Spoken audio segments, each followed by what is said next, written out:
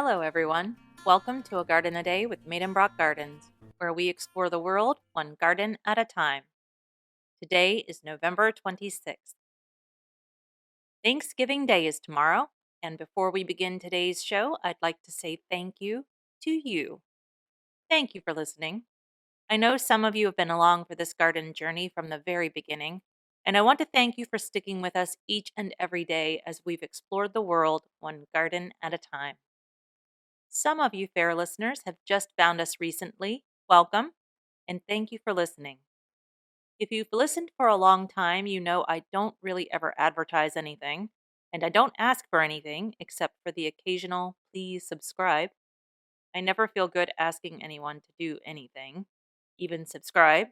It's just not my way. I do realize, though, that for the podcast to grow, I do need to ask sometimes. So here it is. If you haven't subscribed to the podcast yet, could you please do so? It helps out the podcast and it lets you know when new episodes are available. I know it's not really necessary yet to get reminders of new episodes since I publish a new episode every day, but beginning in January, I will be cutting back the episodes to just 2 per month.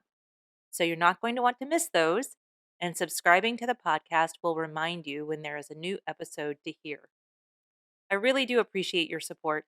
I've been amazed by how many loyal listeners we have, and I really am grateful for each and every one of you. Thank you. Now, on with today's show.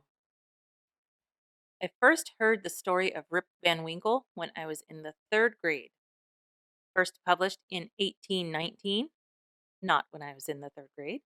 The story, written by Washington Irving of Sleepy Hollow fame, tells the tale of Rip Van Winkle, a hen-pecked husband who avoids work, who goes hunting in the Catskill Mountains and is greeted by a man carrying a keg. Rip helps the man carry the keg and meets the man's friends who are playing nine pins. That's a bowling game. Rip drinks from the keg and falls into a deep sleep. When he wakes, 20 years have passed. Rip has aged and he has a long white beard. He wanders back into town and discovers his son and daughter are grown, his wife has died, and the American Revolution has taken place. He tells his story to any stranger who visits the village. The story of Rip Van Winkle was an immediate success, both in print and on stage. One actor who made a career out of playing Rip Van Winkle was Joseph Jefferson. Born in Philadelphia in 1829, Jefferson was the son of actors and became one of America's most famous comedians of the 19th century. In 1859, he played Rip Van Winkle for the first time, but it wasn't until 1865 that Jefferson began a 40-year relationship with the character, performing the show in London, Australia, and across the United States. He played the character more than 4,500 times. Jefferson created no new character after 1865, and in 1906, Francis Wilson wrote in Joseph Jefferson Reminiscences of a Fellow Player, "He was Rip, and Rip was he." In 1869, Jefferson bought property on Orange Island in New Iberia, Louisiana, and built a hunting lodge there. The island is now called Jefferson Island in his honor, and that is where we are exploring today. The Rip Van Winkle Gardens in New Iberia, Louisiana. The home was built in 1870 in the Southern plantation style, with ornamentation in line with Victorian-era homes.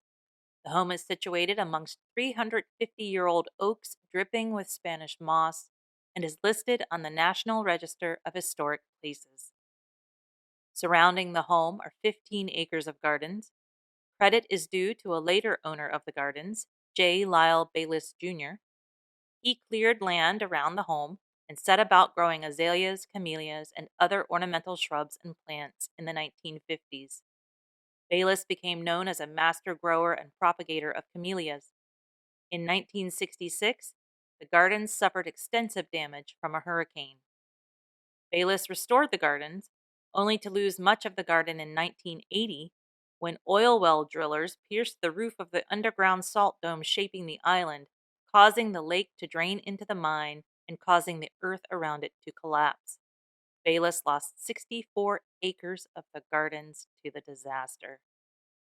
About 25 acres of gardens were able to be restored, only to be lost again with Hurricane Lily in 2002.